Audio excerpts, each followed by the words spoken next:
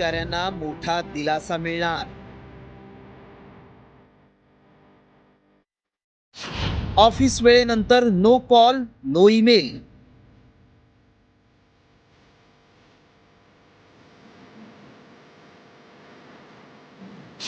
संसदेत खासगी विधेयक सादर।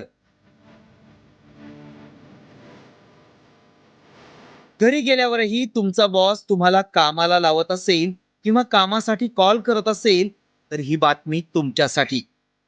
आता ऑफिस मधल्या कामाचं टेन्शन घेण्याची गरज संपणार आहे, कारण कामाच्या वेळेनंतर बॉसचा फोन किंवा ईमेल येण्याच्या ताणतणावापासून कर्मचाऱ्यांना मुक्ती मिळावी यासाठी नुकतंच लोकसभेत एक खासगी विधेयक मांडण्यात आलंय।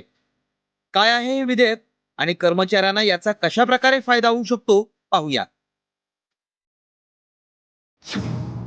आजकालच्या डिजिटल युगात ऑफिस वेळेनंतर बॉसचा मेसेज किंवा कॉल आला की कर्मचाऱ्यांमध्ये तणाव निर्माण होतो। मात्र या विधेयकामुळे ऑफिसच्या वेळेनंतर कामाशी संबंधित कॉल, ईमेल किंवा मेसेजला प्रतिसाद देणं बंधनकारक नसेल। यामुळे काम, व्यवसाय आणि वैयक्तिक जीवन यांच्यातील संतुलन राखणं सोपं होणार आहे। खासदार सुप्रिया सुळेंनी राईट टू डिस्कनेक्ट बिल 2025 हे लोकसभेत मांडलंय।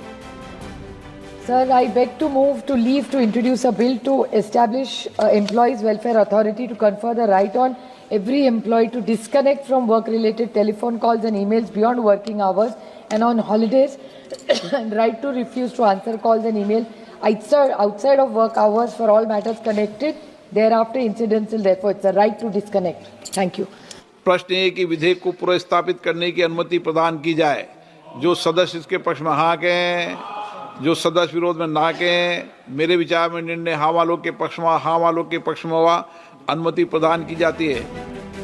दरम्यान हे विधेयक मंजूर झाल्यास भारतातील खासगी क्षेत्रातल्या कोट्यवधी कर्मचाऱ्यांना याचा फायदा होणार आहे। विशेषतः IT, बँकिंग आणि कॉर्पोरेट क्षेत्रात जिथं रात्री उशिरापर्यंत कर्मचाऱ्यांना ईमेलद्वारे कामात व्यस्त ठेवलं जातं, त्यांना याचा बराच फायदा होईल। त्यामुळे या विधेयकाला मंजुरी मिळाल्यास कर्मचाऱ्यांचा तणाव कमी होईल आणि त्यांचं कौटुंबिक जीवन आनंदी होण्यास मदत होईल, एवढं मात्र नक्की।